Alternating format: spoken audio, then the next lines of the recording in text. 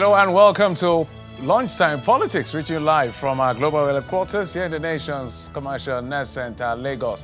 I'm Jeffrey Uzoma. Let's bring you up to speed with those big happenings in politics and in the polity, beginning with the headlines. Opposition group calls for suspension of tax laws implementation bill to commence on January the 1st, 2026. Describe it as logically irrational and ill-timed.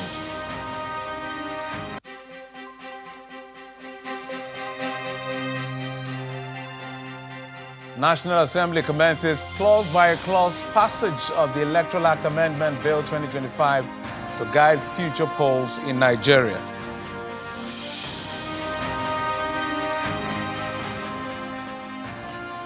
Thanks again for joining us on the program. Let's bring you up to speed with what has played out late last night into today. Let's get started with the Governors Forum receiving briefing from the Office of the National Security Advisor on heightened public safety risk and the need to strengthen interagency coordination, the protection of people and government critical infrastructure across the country.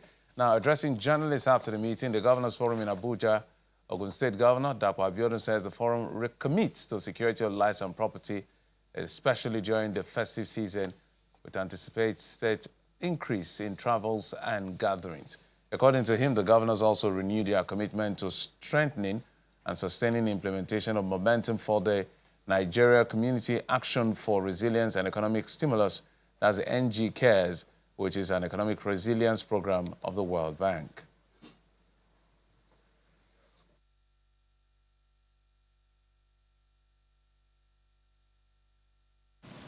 The forum received a communication from the Office of the National Security Advisor calling for heightened security preparedness across all states during the year 2025 festive season. This is due to increased population movements, large public gatherings, and heightened public safety risks.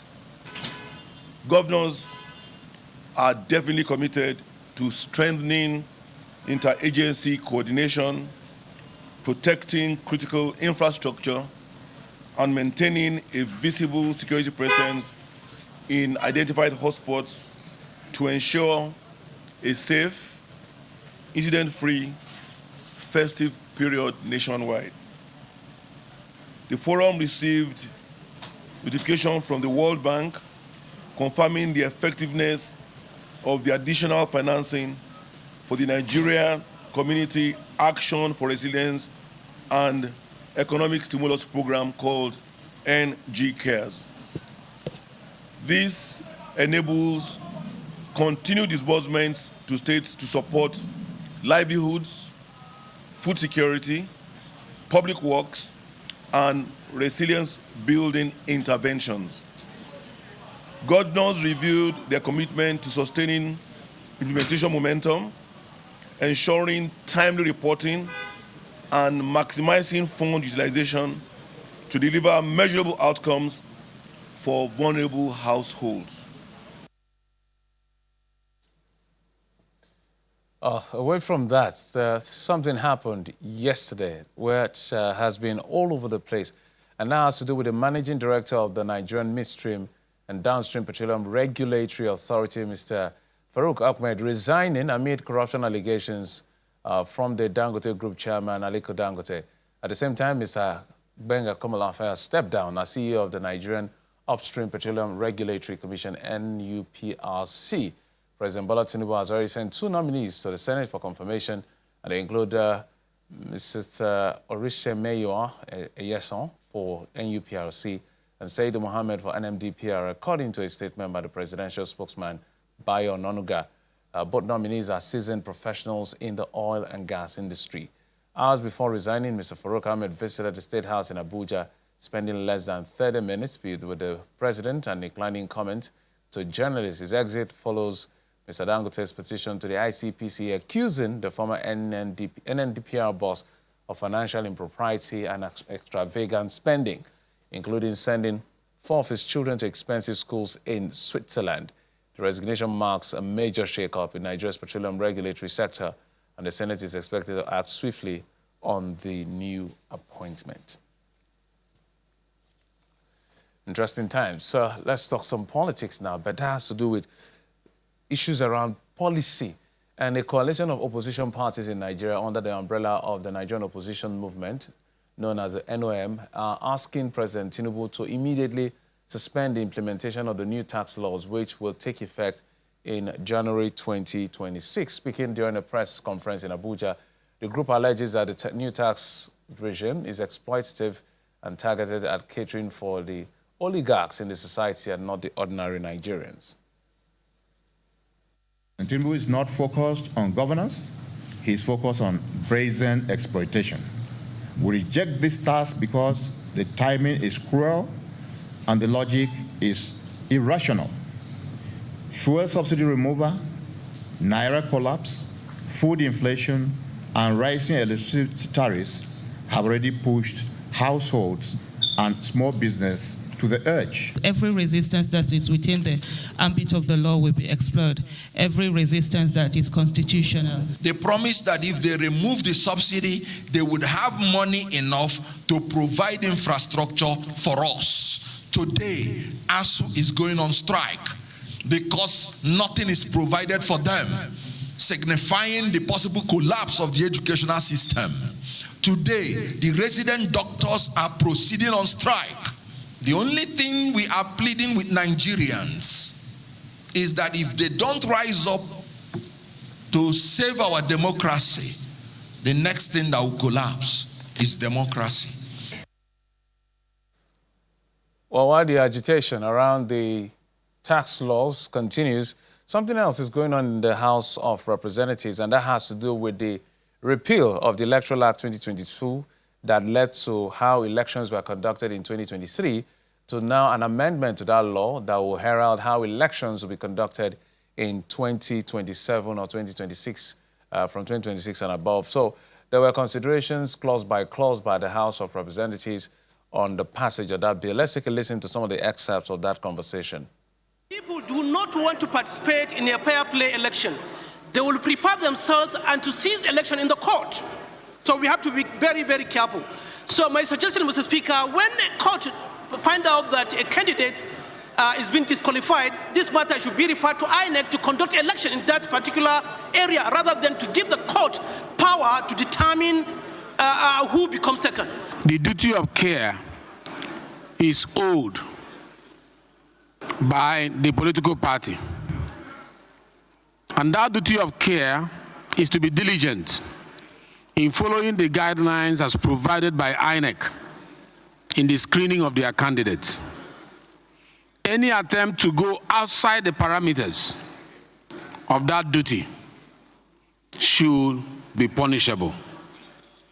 If not so, we'll go in a circle of repeated incompetence being recycled over and over again, and that will cost INEC more. My chairman, I'm saying that there should be a sanction, because when you go through this, no sanction was written for whoever that led the physically placed person, maybe the blind man or anybody that is not okay to cast his or her vote. If I have a political party member whom I know will vote for me and is vulnerable, and he has chosen me as a polling agent, why should the law restrict me in assisting my party member from voting me? No, there is a level to every assistance. No, Mr. Where somebody is not accompanied and the person is vulnerable, the commission in two will take reasonable steps to make sure you are accorded such assistance. This amendment is to exclude certain category of people who are capable of influencing the vote of that person they are to hate. Subsequently, the House maintains the clause.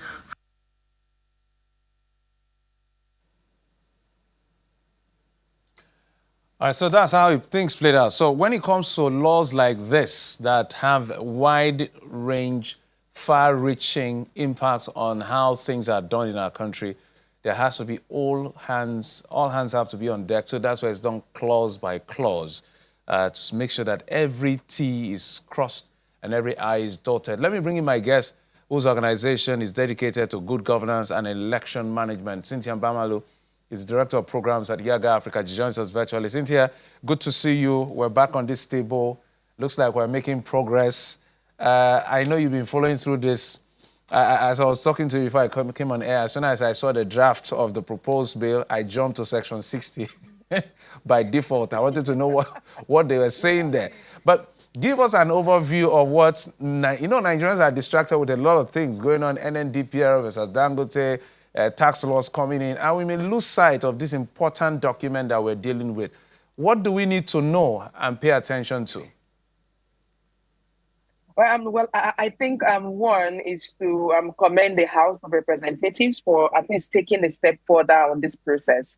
There's been, media, civil society, we've been calling on the committees and the National Assembly to conclude on this process before next year, and at the latest, February next year, just so that we're clear on the legal framework for the election. So I hope this process is concluded in both chambers. But as you mentioned, honestly, for a lot of us, the first thing we looked out for, or the first clause we're looking out for, was the clause around electronic transmission of results. And that is because from the last general elections and the decision of the Presidential Elections Tribunal, there were lots of controversies on the power of INEC to electronic transmit results, and if that was part of the process, if it was part of the parallel process for results management. And so one positive thing in this reform process, in this electoral amendment bill, is now a clarity on the role of electronic transmission of results. So if you look at clause 60, if you go to clause 62, you have better clarity. One thing it did, or one thing it proposes, is one, that now there is a clear recognition that results will be electronically transmitted from the polling unit to the INEC result viewing portal. So it's clearly stated. Even though I was a bit worried about specifically limiting it to just IREF, I was expecting there will be an addition to or any other technological platform or database introduced by the Commission, just in case there is a review in subsequent years. Sometimes technologies change. But the fact that we have this clearly stated is key. But it also provides, at the level of collation, there is an intentionality to ensure that the manual process and the electronic process run side by side to checkmate each other. So even at the point of collation, the provision is where there is discrepancies, the collation officer is forced to compare the figures transmitted electronically with, manually, transferred manually with that transmitted electronically, and is to compare and to ensure that there is accuracy. So it also ensures that the level of collation, the electronic process, is a mandatory part of the results management process. And that includes transmission of data of accredited voters using the BVAS from the polling unit level. So if you look at this current proposed amendment, I do believe that it satisfies a lot of the concerns raised by citizens and stakeholders in the results management process. And if we finally have this passed in the electoral amendment process, if it's passed into law, I do believe it will promote transparency, integrity, and accountability of the process. And so there is that. Even things like cross-referencing, that was a major challenge in the current electoral act, has also been addressed. So things like referencing the clause 47 on the voting process, the use of the BVAS, has also been clearly reviewed. Interestingly, this current amendment now introduces BVAS. Remember, the current act used smart card reader or any other technological device. Now, what we have is the BVAS or any other technological device will be used for accreditation of voters, and then also for the transmission. So that, for me, is one progressive introduction in the bill. And then there is penalty for officers that breach the use of the procedure on electronic transmission of results. It even provides as high as 500,000 naira in fine and possible imprisonment. So introduction of penalties to sanction abuse of that procedure, for me, is key and is important. And if you look further to clause 65, where INEC has the power to review results declared under duress, it further then provides that part of the requirements for review of results is if there was a contravention of the provision on electronic transmission of results. So it strengthens the whole regime on results management by introducing electronic transmission of results as part of the results process. And other proposals, yeah. My apologies. I want us to walk back a bit. I know you mentioned it in passing, so I'm looking through it while you were talking, section 62. So let's simulate it in a field situation. Voters come in, they do the usual, check their names on the board, the voter register. They come, they are accredited, they are given their ballot paper, they go, they vote, and all of that. All of this happened. They're sorting and counting. So tell us exactly what this means in terms of this, because people are interested in real-time transmission, which has now been captured in this amendment that used to be an issue.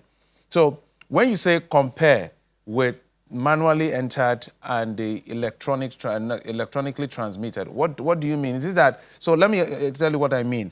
So is it that after all of the entries have been made and it's snapped with the beavers, and then it's now compared again? Just walk us through that scenario so that voters will be able to know what to look out for in the new law. Yes. So what the new law provides for now is, one, the results process, the value chain of results management begins at the polling units. At the close of polls, ballots are counted and the results, the data is imputed in the result form EC8A. And then the BVAS is used to take a picture of these results from EC8A and it's uploaded to the IREV. If you remember the presidential elections, the challenge was results for the National Assembly elections were uploaded on the portal, but we couldn't see that for the presidential. Now, that technological glitch cannot be as accepted or permissible under this law. So what this means is every voter is expected to see their polling unit's results on the result viewing portal as the process is concluded at the polling unit. That's one. At that level, it is done. Then it is also transmitted. The result is moved to the collation process. Now, INEC and the BVAS officials are also to transmit the accredited data. So BVAS captures number of accredited voters and also the picture of the results. That is also to be transmitted to the INEC's back end, but move to the collation center. So at the word collation, what is expected is at the word collation, once the polling officials come with their BVAS and the result sheet as is usually done, the collation officer is meant to, for every polling unit, open the tampered envelope, is what they call it, bring out the result sheet, collect the BVAS for that polling unit, and then open the BVAS, compare the result on the BVAS with that from the manual, that's the manual one transferred, compare to ensure that there is no discrepancy. That also includes comparing what has been uploaded on the portal. And then the number of accredited voters is also compared. Remember, it's also transmitted. And what the law is proposing is where there is even discrepancy, the electronic, that's on the manual, electronic is giving premium over that of the manual. And so the idea now is at the results, the word collation, and this is in fact is done at the word collation and also at the LG. So at the level of collation officers are now required to do that level of comparison to ensure that there is no discrepancy. And if there are discrepancies and it cannot be accounted for, there is actually a requirement or is a provision on what the collation officer is supposed to do. And so that's why I said it strengthens the regime that from the polling unit, you are as a voter expected to see the result on the portal. Once voting is concluded, at your polling unit, results are to be uploaded from the polling unit. That's the first level. And then at the collation is then used for collation also. So it now involves the collation process. So you cannot have collation happen and the results are not on IREM. If you remember the presidential election, collation was ongoing. We were yet to see results on the INEX result viewing portal. But now that cannot happen because now it's part of the process. Okay, so it simply means we are all collating this thing together. In a sense, we are working together. Yes, because that is where we've been on the field. That is where the real magic happens. You can do whatever you do on the field. That movement can cost everything. But the another part I want us to touch, I don't know whether it was captured, but I didn't look through it. The issue of pre-inauguration litigation conclusion, was that captured in this amendment as well? So I would have to, because they were doing clause by clause amendment. So what we're actually doing is following the reports from yesterday and identifying, because not all clauses were taken, identifying the clauses. However, one of the reports had indicated that the clause on review of timeline on litigation may have been considered. So I can't speak categorically on that. However, I think one clause that had gone in was the one on the mandatory release of funds to Electoral Commission 1 year. Before, what we had in the Act, the current Act leaves it at provides a discretionary provision, but what we have currently, the term has been changed to shall. And so now INEC shall receive its funding for elections 1 year to the elections. That way, it makes it mandatory for the resources for funding to go directly to the Electoral Commission, and also strengthens INEC's powers to regulate and sanction the resident electoral commissioners. That was also an introduction in this bill, which I think is innovative because it also limits political interference on the power of the Electoral Commission at the national level to sanction resident electoral commissioners who may be found wanting or who would breach the procedure. And I think for me, that was an important introduction. But I'm just trying to do a quick scan on the timeline for pre-elections matters. Okay, no problem. But there's something that was raised by Yes. somebody on the floor of the House of Representatives, and he was concerned about the issue of court always determining the outcome of polls. These go-to courts that became almost a mantra, especially for the ruling party. And people have felt like, that means these things are sorted in the judiciary as alleged. So as you're going there, just know you're coming back a loser. So what is in the law that is trying to help, curb how limits, I think that's the right word I'm looking for, limit judicial interference in the mandates given to the people or the candidate by the people at the polling units? Yeah, so and that's what the clause 65 seeks to do. So it still provides for the power to go to court, when there are disputes. However, that introduction on if there's been a breach on the procedure for electronic transmission has been introduced. So, for instance, part of what the power of INEC to review results, and part of the review of the power of INEC to review results in this bill, what it seeks to achieve is to give INEC the power to review results if officials make complaints that the procedure from clause 62, that's a clause on electronic transmission of collation anyways, that introduces electronic transmission of results. If there's been a breach to those particular sections, there's also been a power on INEC to review that. And so what you have currently is if results are declared under duress, that is the result that are declared voluntarily, INEC has power within 7 days to review that. And then if there's been a breach of the provisions under the clause 62, INEC also has the powers to review the results. However, it was a bit of a review because the current act, what it actually had was, if there's been a breach to INEC's guidelines manual of the Electoral Act. So it was a bit broad. It was a broader power given to the Electoral Commission. However, the Electoral Commission in this proposed bill and proposed amendment had suggested that that was really broad, and they would rather review that to specify issues that relate to the collation process, because a lot of the challenges on elections comes with results management, not necessarily the voting process. A lot of complaints come with the process of results management, either at the ward collation or LGA collation. And so perhaps that is one of, some political parties or politicians are not convenient or are not comfortable with this because they would rather prefer a blanket power of review for the Electoral Commission as a step before approaching courts.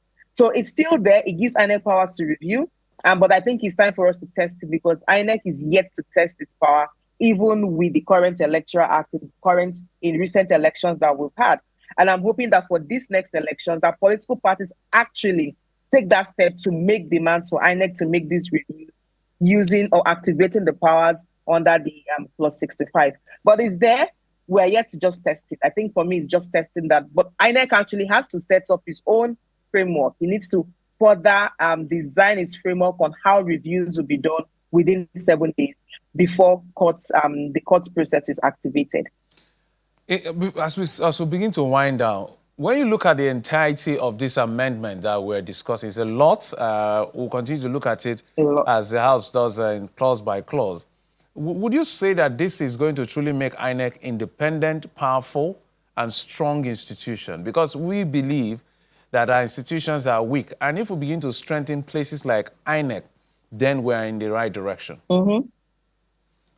Well, I do believe that this is a progressive bill, and if we have it passed into law, especially if we have some places tweaked, passed into law, it will strengthen INEC's independence, one.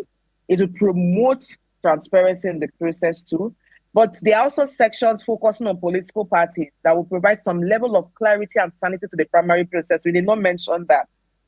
Things like even mandatory register of members for parties and reviews on who gets to vote at indirect primaries and even for direct primaries. So if we have this passed, there's also the likelihood to provide some sanity to the party primary process within political parties. And so for me, it's an important progressive bill that I hope will be passed into law, especially because of citizens' agitation for a more transparent system and a stronger or more independent electoral commission.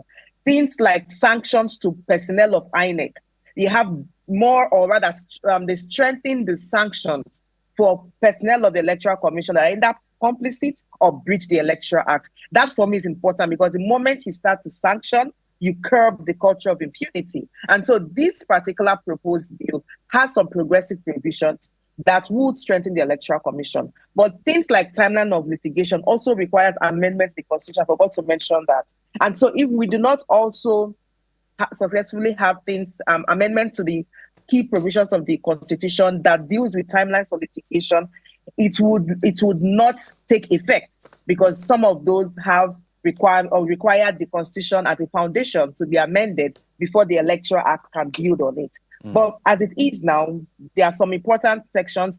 For me, the transition of results is one fantastic provision, and I'm looking forward to. And I think a lot of Nigerians will have their confidence be inspired or reignited or rebuilt in the process if that particular provision is passed.